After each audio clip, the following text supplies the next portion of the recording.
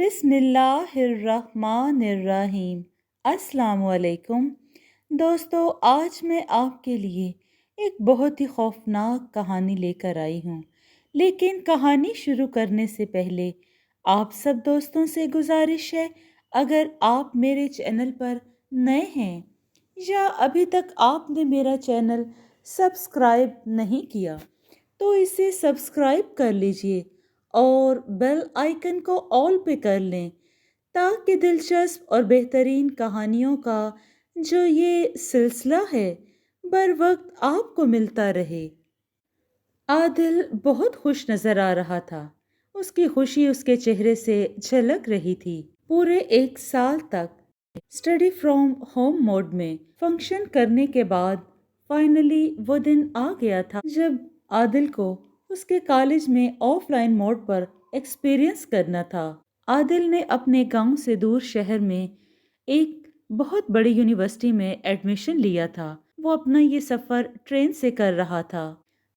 چونکہ گاؤں میں رہنے والا تھا اس لیے اس کے والدین نے شہر میں اس کے لیے ایک بہت ہی خوبصورت ہاسٹل چنا جس میں تمام تر سہولتیں اسٹوڈنٹس کے لیے موجود تھیں۔ بہت ہی اچھی جگہ پر بنا ہوا وہ ہاسٹل عادل کے لیے پرفیکٹ تھا۔ وہاں رہنے کے کچھ ہی دیر بعد عادل وہاں کے تمام اسٹوڈنٹس کے ساتھ بہت اچھے سے گھل مل گیا تھا۔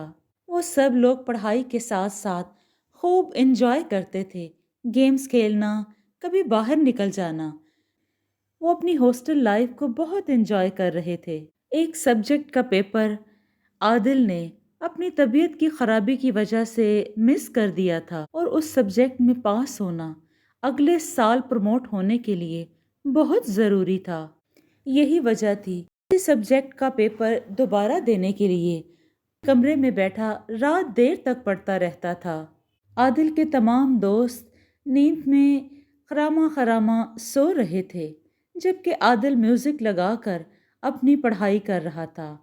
عادل کو میتھ کرتے ہوئے میوزک سننا بہت اچھا لگتا تھا۔ وہ میتھ کو میوزک کے ساتھ بہت انجوائے کرتا تھا۔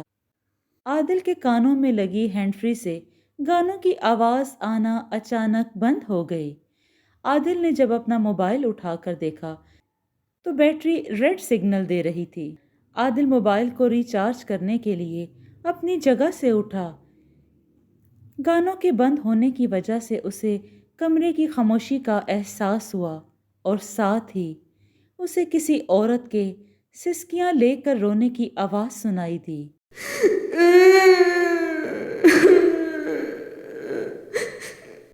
یہ آواز کمرے کے دروازے کے باہر سے آ رہی تھی۔ رونے کی آواز پہلے آہستہ تھی لیکن آہستہ آہستہ اس آواز میں تیزی آتی گئی اور وہ آواز بلند ہونے لگی۔ عادل یہ جاننا چاہتا تھا کہ آواز کہاں سے آ رہی ہے، بس اسی لیے اس نے کمرے کا دروازہ کھولا اور کوریڈور میں دائیں بائیں دیکھنے لگا۔ کوریڈور میں بالکل اندھیرا تھا لیکن رونے کی آواز مسلسل وہیں سے آ رہی تھی۔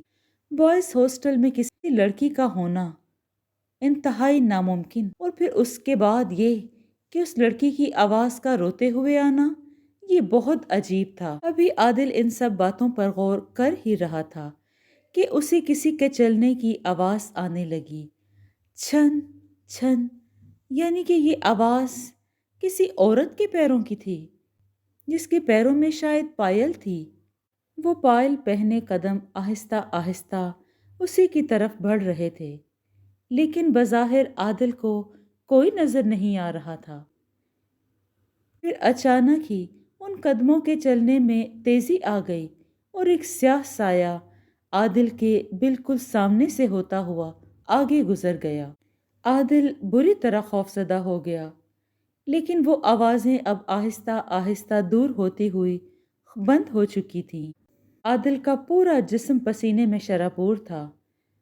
اس نے دروازہ بند کیا اور فریش ہونے کے لیے واش روم میں چلا گیا۔ اس نے ٹھنڈے پانی کے چھینٹے منہ پر مارے اور جیسے ہی ٹاول سے منہ اپنا پہنچا تو اس کو اپنے پیچھے ایک بہت ہی بھیانک عورت نظر آئی جس کا چہرہ تقریباً جلا ہوا تھا اور آنکھیں سرخ ہو رہی تھیں۔ اور اس کی سرخ آنکھوں سے آنسو بہہ رہے تھے۔ یہ دیکھتے ہی خوف سے عادل کے منہ سے چیخیں نکلیں اور پھر وہ بے ہوش ہو گیا۔ عادل کی چیخوں سے اس کا روم میٹ جاگ چکا تھا۔ اسے فرش پر بے ہوش پڑا دیکھ کر حیران رہ گیا۔ احمد نے اسے اٹھا کر بستر پر ڈالا اور اس کے منہ پر پانی کے چھینٹے مارے۔ عادل بری طرح خوفزدہ تھا اور وہ بڑبڑانے لگا، وہ کوریڈور میں میں نے کسی کو دیکھا ہے، وہ کالا سایہ، اور باتھ روم میں ایک عورت کو دیکھا ہے جس کا چہرہ جلا ہوا تھا، وہ بہت بھیانک تھی۔ احمد کو عادل کی کوئی بات سمجھ نہیں آ رہی تھی کہ وہ کیا کہنا چاہتا ہے اور کیا دیکھا ہے اس نے، اور عادل کو خوف سے بری طرح بخار ہو چکا تھا۔ ٹھیک ہے عادل، تم ریسٹ کرو، اس پہ صبح بات کریں گے۔ پھر احمد نے اسے بخار کی گولی دے کر سلا دیا۔ احمد کی نیند بھی اڑ چکی تھی۔ احمد عادل کی باتوں پر غور کر ہی رہا تھا کہ اسے کوریڈور میں پائل پہنے کسی کے چلنے کی آواز سنائی دی۔ ایک دم سے چونک اٹھا کیونکہ عادل ایسی ہی کسی آواز کے بارے میں بات کر رہا تھا۔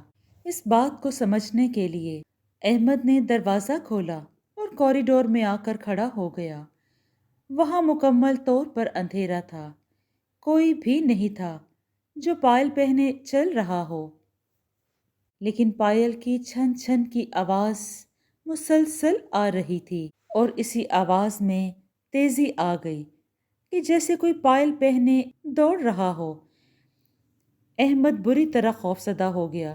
وہ واپس کمرے کی طرف بھاگا اور اندر آ کر اس نے دروازہ سختی سے بند کر دیا۔ احمد لمبے لمبے سانس لے رہا تھا۔ سانس بحال کرنے کے بعد جب اس نے عادل کی طرف دیکھا تو عادل بیڈ پر موجود نہیں تھا۔ وہ پریشان تھا کہ عادل اس بیمار حالت میں کہاں غائب ہو گیا، وہ کہاں جا سکتا ہے، جبکہ اس نے اسے دروازے سے باہر نکلتے ہوئے نہیں دیکھا تھا۔ ابھی یہ باتیں سوچ ہی رہا تھا کہ اسے پھر سے وہی پائل کی آواز سنائی دی۔ احمد کو عادل کی آواز سنائی دی۔ وہ شاید کوریڈور میں تھا، ہو سکتا ہے میرے پیچھے ہی وہ کوریڈور میں آیا ہو اور میں نے اچانک سے دروازہ بند کر دیا اور وہ باہر رہ گیا۔ یہ سوچ کر اس نے دروازہ کھولا اور باہر نکل آیا اور کمرے سے باہر آ کھڑا ہوا، جبکہ کوریڈور میں مکمل طور پر اندھیرا چھایا ہوا تھا اور احمد عادل کا کہیں نام و نشان نہیں تھا۔ پائل کی آواز بدستور آ رہی تھی۔ اچانک کسی نے عادل کے کندھے پر ہاتھ رکھا۔ عادل کے منہ سے خوف سے چیخ نکلی۔ اس کی ہارٹ بیٹ بہت تیز ہو چکی تھی۔ اس نے جو پلٹ کر دیکھا تو سامنے عادل کھڑا تھا۔ عادل نے احمد سے پوچھا، احمد، تم اس قدر ڈرے ہوئے کیوں نظر آ رہے ہو؟ کیا بات ہے؟ کیا تم نے بھی وہ سب کچھ دیکھا اور سنا جو مجھے نظر آیا اور میں نے سنا تھا؟ احمد خاموش رہا۔ اسے کچھ سمجھ نہیں آ رہی تھی۔ تبھی اسے ایک عورت کے رونے کی آواز سنائی دی۔ اس کے بعد جو اس نے دیکھا اس کی روح تک کانپ اٹھی تھی۔ عادل کے پیچھے وہی بھیانک عورت کھڑی تھی جس کا ذکر عادل نے اس سے کیا تھا۔ اس کے جلے ہوئے چہرے سے خون ٹپک رہا تھا، انتہائی بھیانک چہرہ، لیکن آنکھوں سے آنسو بہہ رہے تھے۔ وہ عورت آگے بڑھتی ہوئی احمد کے پاس آئی۔ احمد خوف کی حالت میں دیوار کے ساتھ لگ چکا تھا۔ وہ عورت اسے گھورتی ہوئی آگے کو نکل گئی اور پھر اندھیرے میں غائب ہو گئی۔ احمد کا خوف سے منہ کھلا کا کھلا رہ گیا۔ وہ نہ تو چیخ سکا اور نہ ہی عادل کو مدد کے لیے کہا، لیکن حیرت کی بات تو یہ تھی کہ اس مرتبہ عادل کو کچھ بھی نظر نہیں آیا تھا۔ دونوں دوست اگلے دن صبح وارڈن کے پاس گئے اور تمام معاملہ اس کو بیان کیا۔ تب وارڈن نے انہیں بتایا کہ ٹھیک 15 سال پہلے یہاں سے ایک لڑکی کی لاش ملی تھی۔ وہ عورت وہاں کیسے آئی کوئی نہیں جانتا، لیکن یوں لگتا تھا جیسے کسی نے اس کے ساتھ زبردستی کر کے اسے قتل کر دیا ہو۔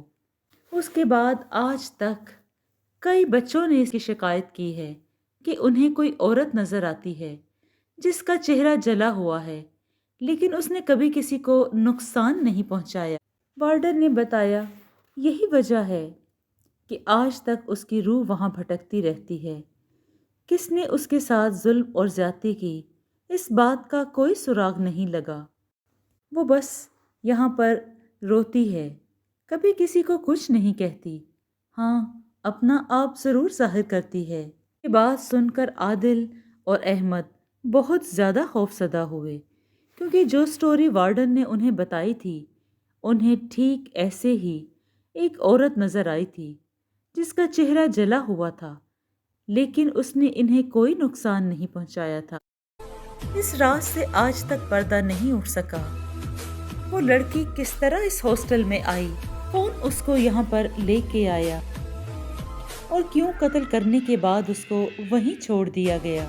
اگلے ہی دن احمد اور عادل نے وہ ہاسٹل چھوڑ دیا، شہر کے کسی دوسرے ہاسٹل میں رہنے لگے۔ لیکن ہاسٹل میں گزاری ہوئی وہ رات آج بھی انہیں بہت خوفزدہ کر دیتی ہے۔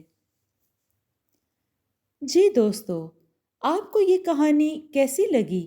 اگر آپ کو یہ کہانی پسند آئی ہے تو اس کو لائک کیجیے اور کمنٹ میں اپنی رائے کا اظہار ضرور کریں۔ خوش رہیں، اپنا اور اپنوں کا بہت سا خیال رکھیں۔ شکریہ۔